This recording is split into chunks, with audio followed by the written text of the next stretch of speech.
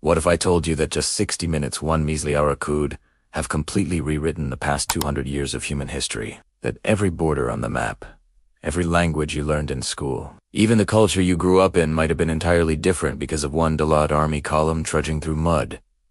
Sounds mad, doesn't it? But stick with me. Because what happened, or rather, what did happen at Waterloo in June 1815 is one of history's most fascinating what-ifs.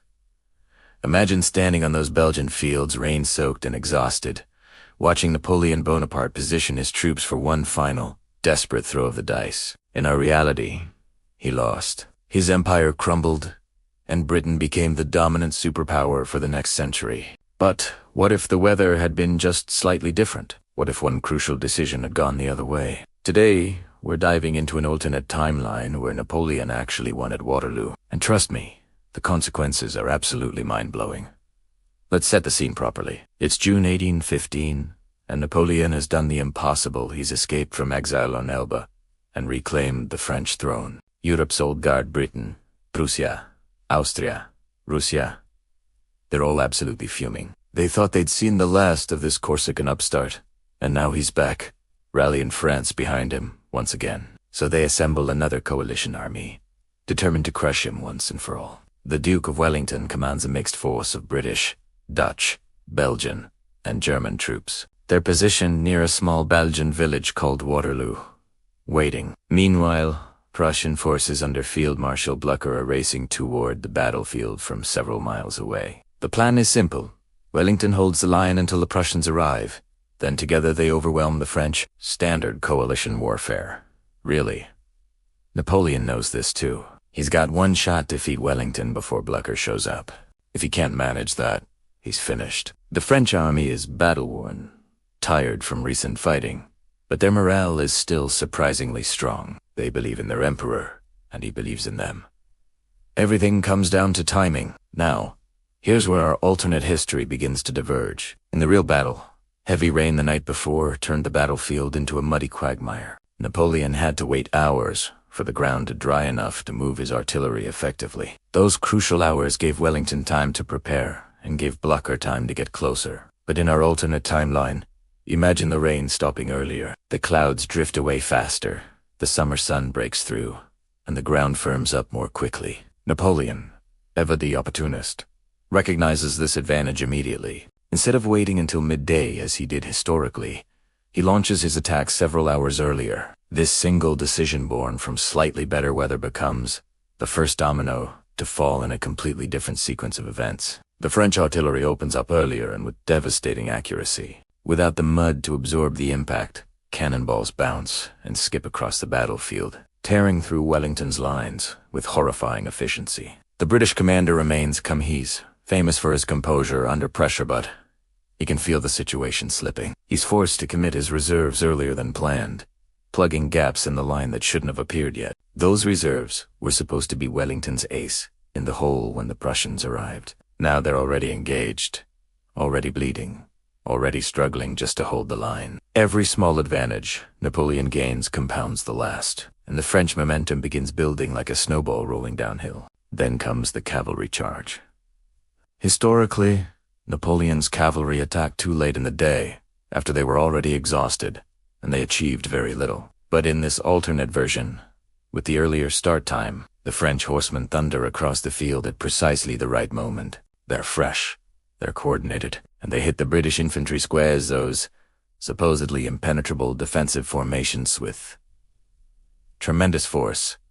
A few squares break, not many, but enough. And once even a handful of squares collapse, panic ripples through the entire line. Soldiers who moments ago felt invincible suddenly realize they're vulnerable. That psychological shift is enormous. Napoleon sees it happening. He's conducted enough battles to recognize that critical moment when an enemy begins to waver. But unlike in real history, where he waited until his army was desperate before committing his elite Imperial Guard, here he sends them forward at the perfect time. The Guard crashes into Wellington's line just as it is bending but not yet broken the ideal moment to apply maximum pressure. Wellington, for perhaps the first time in his military career, feels genuine fear. He watches his line stretching thinner and thinner, sees his carefully constructed defensive position beginning to unravel, and knows he's running out of options. His only hope now is Blücher and the Prussians. But here's the twist that seals Europe's fate. Remember those muddy roads and that extra drying time that benefited Napoleon? Well, the same conditions that helped the French have delayed the Prussians.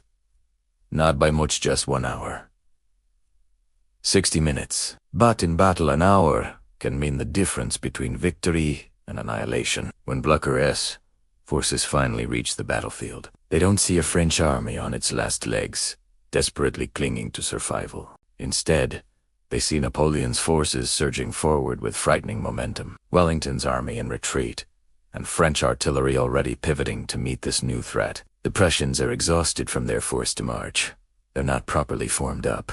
And suddenly, French shells are screaming into their ranks before many units even understand what's happening. Some Prussian battalions break and run without firing a shot. Confusion spreads like wildfire. Blücher tries to rally them, but it's chaos. Wellington, watching from across the battlefield, realizes the horrible truth. He stays and fights. His entire army could be destroyed. With a heavy heart, he orders a general retreat.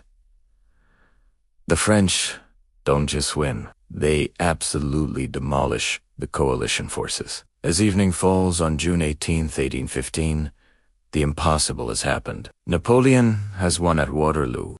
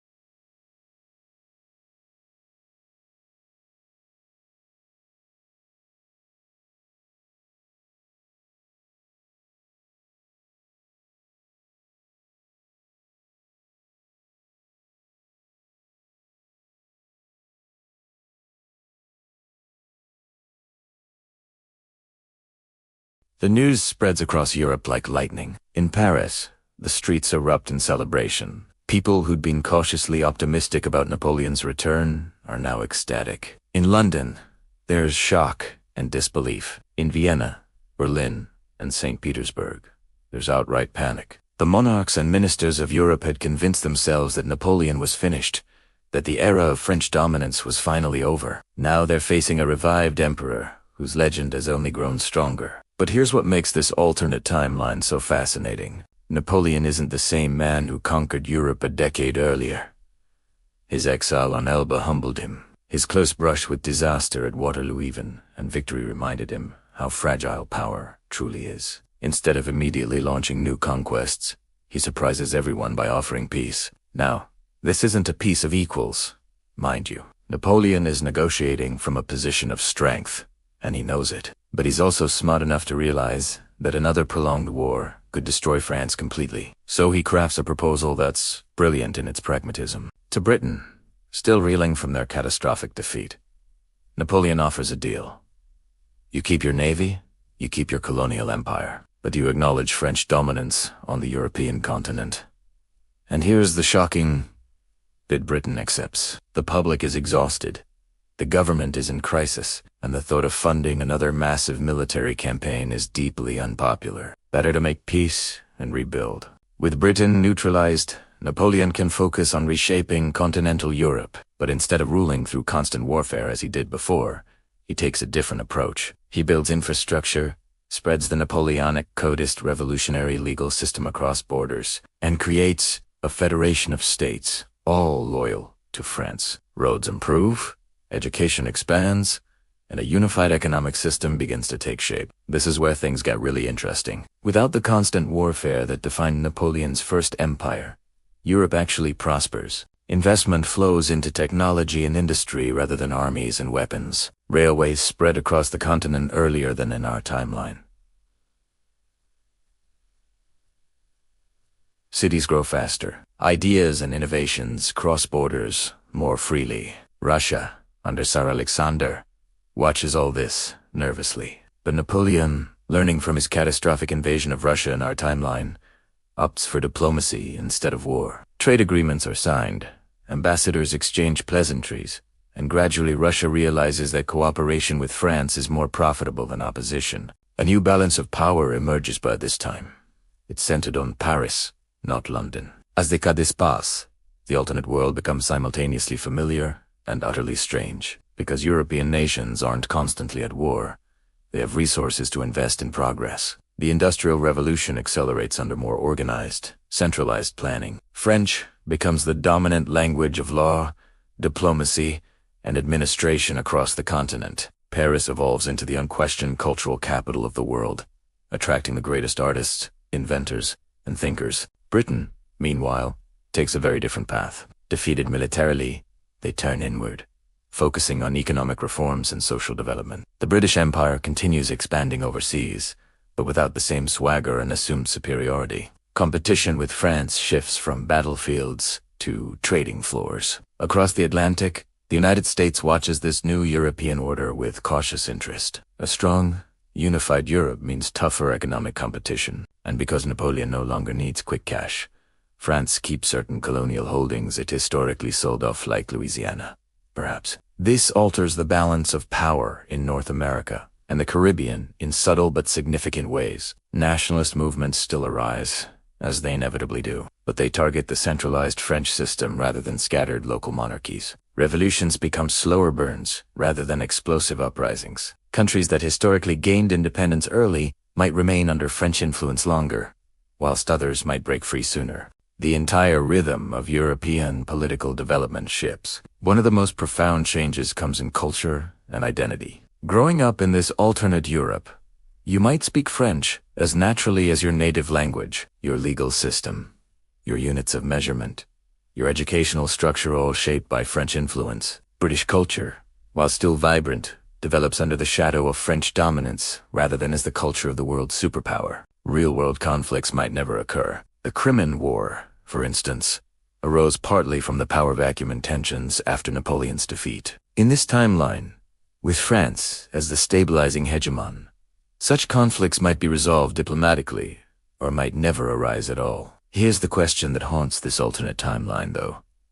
How long would Napoleon himself remain in power? Unlike in our history, where he was finished after Waterloo, here he has time years to consolidate, to build, to plan. He works toward a smooth succession to his son, and whilst that plan faces challenges, the empire survives long enough to fundamentally reshape global civilization. Think about what this means for a moment. Every aspect of the modern world, international law, global trade systems, linguistic dominance, cultural trends, even the way nations interact, all of it springs from the balance of power established in the 19th century. Change that balance, and you change everything that follows. If Napoleon had won at Waterloo, the 20th century might have unfolded radically differently. Would World War I still happen? Possibly, but between different alliances, over different issues, fought with different technologies. Would the British Empire have dominated global trade? No, that role would belong to a French-led European federation. Would the United States rise to superpower status as quickly? Maybe not, with a more unified Europe as a counterbalance. The butterfly effect from this single battle is staggering. And yet, what's perhaps most fascinating about this alternate timeline